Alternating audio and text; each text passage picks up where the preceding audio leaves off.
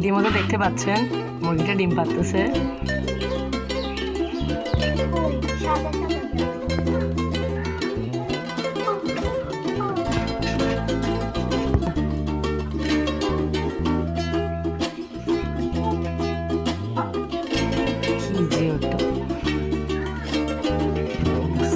অবস্থা দেখেন না, দোয়া করবেন ওর জন্যে।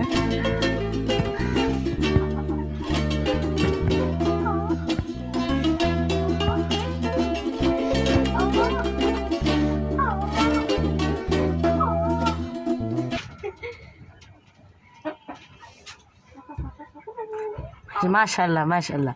তো ইতিমধ্যে দেখতে পাচ্ছেন আমার লালি ডিম পেড়ে দিয়েছে।